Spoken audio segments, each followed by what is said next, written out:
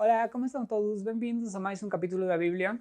Anteriormente vimos como Deus, sendo inimaginavelmente poderoso, ele através de Abraão e Arão, deu muitas oportunidades a Faraó de abrir seus olhos e conhecer ao verdadeiro Deus. Se observamos um pouco mais, podemos ver que como as águas transformadas em sangue, e assim por diante, não eram mortais.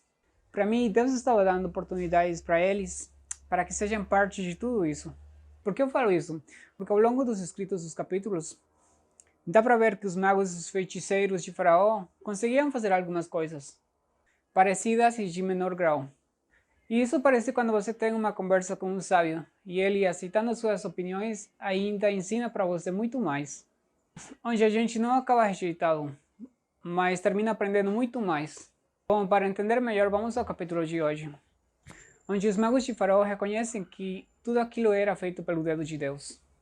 Um Deus verdadeiro, e não aquelas imagens feitas por nossas mãos. E não sabem nem dizem nada. E se a gente acredita que fazem milagres, são simplesmente enganos do inimigo. Pois são coisas que estão contra a escritura da palavra de Deus. E o tempo tem ajuda a ver a gente que são enganos ou erros, mesmo que sejam científicos. E também se são cristãos, pastores ou o Papa. Por quê? Porque muitas interpretações da Bíblia não são basadas em uma verdadeira busca da verdade, mas sim em interesses, já sejam pessoais ou coletivos. Muito bem, sem mais delongas, vamos ao capítulo de hoje. Bom, como sempre, para ter um melhor entendimento da Bíblia, sempre façam uma oração em nome de Jesus. Êxodo 8. Então disse o Senhor a Moisés: vai ter com Faraó e disse-lhe: assim diz o Senhor, deixa ir o meu povo, para que me sirva. Se recusares deixá-lo ir, ferirei com rás todo o teu território. O rio produzirá rás em abundância, que subirão e virão à tua casa e ao teu dormitório, e sobre a tua cama, e as casas dos teus oficiais, e sobre o teu povo, e aos teus fornos, e as tuas amassadeiras. As rás subirão sobre ti, e sobre o teu povo, e sobre todos os teus oficiais. Disse mais o Senhor a Moisés: disse a Araú: estende a tua mão com a tua vara sobre as correntes, e sobre os rios, e sobre as lagoas, e faze subir rás sobre a terra do Egito. Estendeu Araú a sua mão sobre as águas do Egito, e subiram rás, e cobriram a terra do Egito. Então os magos fizeram o mesmo com os seus encantamentos, e fizeram subir rás sobre a terra do Egito. Chamou Faraó a Moisés e Arão e disse: rogai ao Senhor que tire as rás de mim e do meu povo. Depois deixarei ir o povo, para que sacrifiquem ao Senhor. Respondeu Moisés a Faraó: digna-te dizer-me quando é que hei de rogar por ti e pelos teus oficiais e por teu povo, para tirar as rás de ti e das suas casas, de sorte que somente fiquem no rio. Disse Faraó: amanhã. E Moisés disse: seja conforme a tua palavra, mas que saibas que ninguém há como o Senhor nosso Deus. As rás se apartarão de ti, e das tuas casas, e dos teus oficiais, e do teu povo, ficarão somente no rio.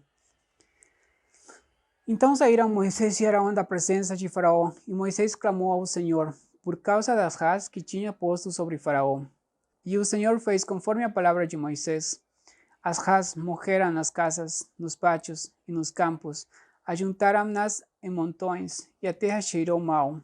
Vendo, pois, Faraó que havia descanso, endureceu o seu coração, e não os ouviu, como o Senhor tinha dito. Disse mais o Senhor a Moisés: disse a Arão: estende a tua vara e fere o pó da terra, para que se tornem piolhos por toda a terra do Egito. Assim fizeram. Arão estendeu a sua mão com a sua vara e feriu o pó da terra, e houve muitos piolhos nos homens e no gado. Todo o pó da terra se tornou em piolhos em toda a terra do Egito.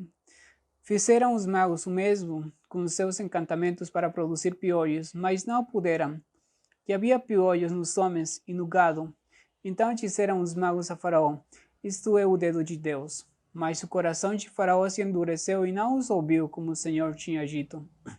Disse mais o Senhor a Moisés: levanta-te pela manhã cedo, e põe-te diante de Faraó, quando ele sair às águas, e disse-lhe: assim diz o Senhor, deixa ir o meu povo, para que me sirva. Se não deixares ir o meu povo, enviarei enxames de moscas sobre ti, e sobre os teus oficiais e sobre o teu povo, e nas tuas casas.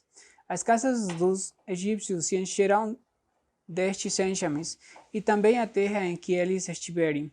Naquele dia separarei a terra de Gozém, em que meu povo habita, a fim de que nela não haja enxames de moscas, para que saibas que eu sou o Senhor no meio desta terra. Farei distinção entre o meu povo e o teu povo. Amanhã será este sinal. Assim fez o Senhor. Vieram grandes enxames de moscas à casa de Faraó e às casas dos seus oficiais, e por todo o Egito, a terra foi assolada por estes enxames. Então chamou Faraó a Moisés e Arão e disse: Ide e ofereceis sacrifícios ao vosso Deus nesta terra. Respondeu Moisés: Não convém que façamos assim, porque sacrificaríamos ao Senhor nosso Deus a abominação dos egípcios. E se sacrificássemos a abominação dos egípcios perante os seus olhos, não nos apedrejariam eles? Devemos ir caminho de 3 dias ao deserto para que ofereçamos sacrifícios ao Senhor nosso Deus, como ele nos ordenar. Então disse Faraó: Deixar-vos-ei ir, para que ofereçais sacrifícios ao Senhor vosso Deus no deserto. Somente que, saindo, não vades longe. Agora orai por mim.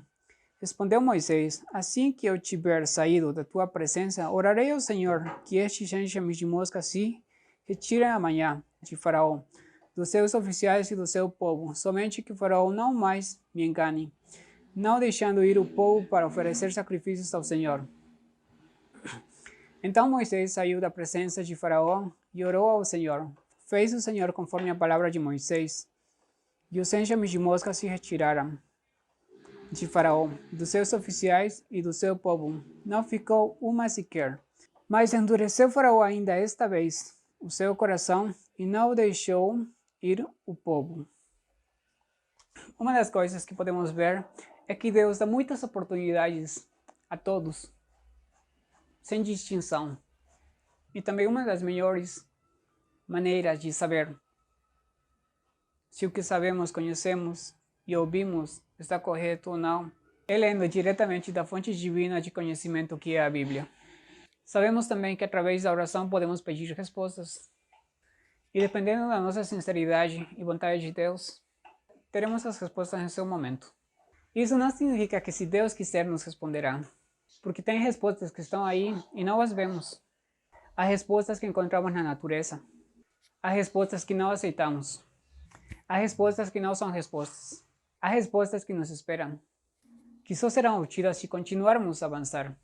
Há respostas que só serão obtidas quando estivermos no caminho certo. Mesmo que você esteja no caminho errado, aparecerão sinais para você voltar ao caminho verdadeiro. Porque Deus dá a todos muitas oportunidades, como você pode ver. E como saber se estamos no caminho certo ou não? Compare sua vida com o guia da Bíblia. E não através de terceiros, faça isso diretamente. Pois bem, desejo-lhes mais sabedoria, saúde e que Deus esteja sempre em primeiro lugar em nosso dia a dia. Permita-me agradecer o seu apoio com suas inscrições. Não se esqueçam que mais tarde, quando tenha mais tempo, abrirei muitas surpresas para o bem de todos. Muito bem, abraços, me despeço.